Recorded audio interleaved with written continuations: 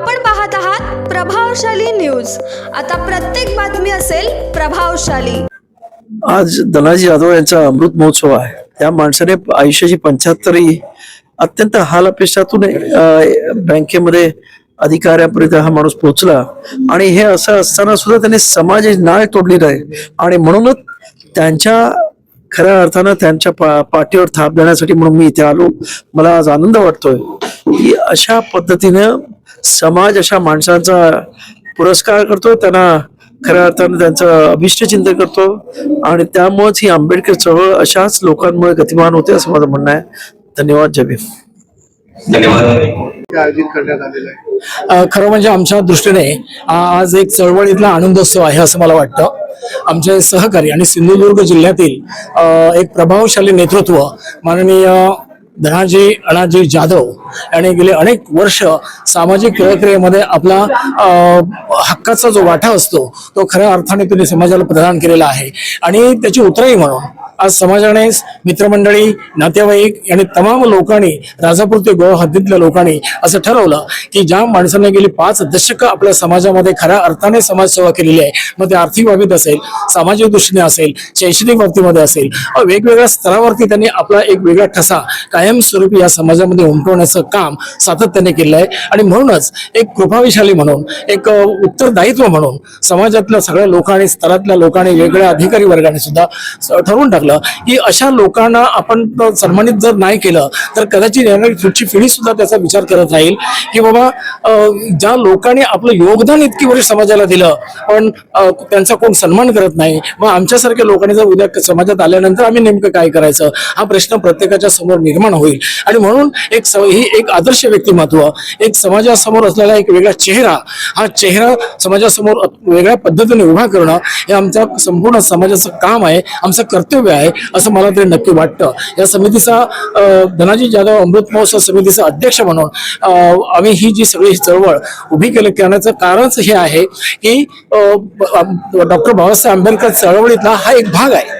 या लोकांनी खऱ्या अर्थाने समाजाची निर्मिती केलेली आहे, समाज टिकवण्याचं काम केलेलं आहे, नवीन पिढीला, येणाऱ्या पिढीला एक वेगळ्या पद्धतीचा आदर्श दिलेला आहे की तुम्हाला सुद्धा ह्या प्रवाहातूनच पुढे जायचं आहे, तुमची पण सुटका नाही आहे आणि म्हणूनच शिक्षणाची कास धरणं, जो बाबासाहेब आंबेडकरांनी जो गुरुमंत्र दिला होता तो गुरुमंत्र, यांच्यासारखे अनेक कार्यकर्ते या गुरुमंत्राला घेऊन पुढे जाण्याचं आम्ही कोशिशीने प्रयत्न करतो आहोत। म्हणून धनाजी जाधव यांनी अतिशय प्रतिकूल परिस्थितीमध्ये ते ज्यांनी भोगलं, त्यांनी जे अंगीकारलं आणि त्याच्यातून त्यांना एक वेगळी दृष्टी निर्माण झाली की मी जसं याच्यातून पुढे आलेलो आहे, त्या काही गोष्टी मला आज त्या काळात मिळाल्या नाही पण आज आमच्याकडे आहे। आजच्या समाजामध्ये ज्या लोकांना मिळणार नाही त्या लोकांना देण्याचं काम आमच्यासारख्या लोकांनी अत्यंत प्रतिकूल परिस्थितीमध्ये आपण करणं अत्यंत आवश्यक आहे आणि म्हणूनच त्यांचा हा उदात्त विचार घेऊन आम्ही सगळ्या कार्यकर्त्यांनी त्यांना वेगळ्या पद्धतीने सॅल्यूट देण्याचं काम आजच्या या निमित्ताने केलेलं आहे। मी यासाठी ज्या लोकांचं सहकार्य आम्हाला भेटलं,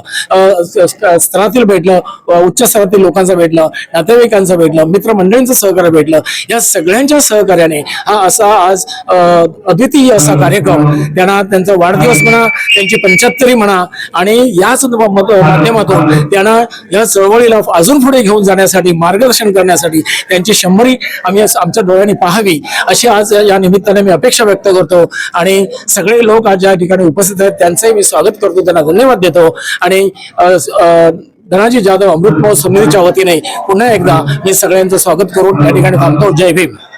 आतापर्यंतचा प्रवास कसा होता? नाही, आतापर्यंत प्रवास अत्यंत खडतर होता, परंतु लोकांनी जो आज प्रेम वर्षाव केला आहे तो पाऊस कमी आणि वर्षाव जास्त आणि अनेक वर्षा नावाच्या मुली देखील आज इथे आल्या, त्यामुळे आनंदात द्विगुणित झाले।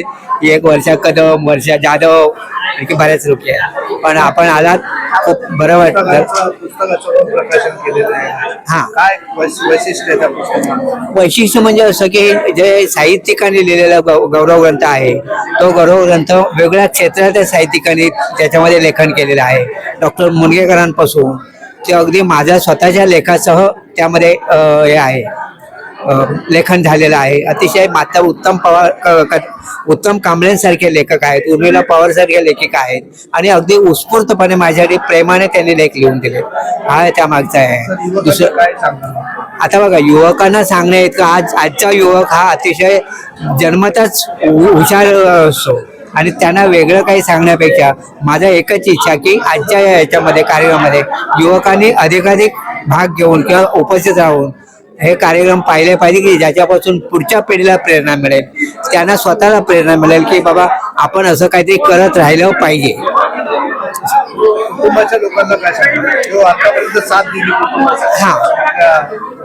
हा म्हणजे माझं कुटुंब तर नेहमी माझ्या पाठीशी आहे. मी जे काही करतो त्याला कधीही त्यांचा विरोध नसतो. त्यांना एकच मी सांगितलेलं आहे की मी जे काही करतो तुमच्या ताटातला एक घास काढतो, तुम्हाला उपाशी ठेवणार.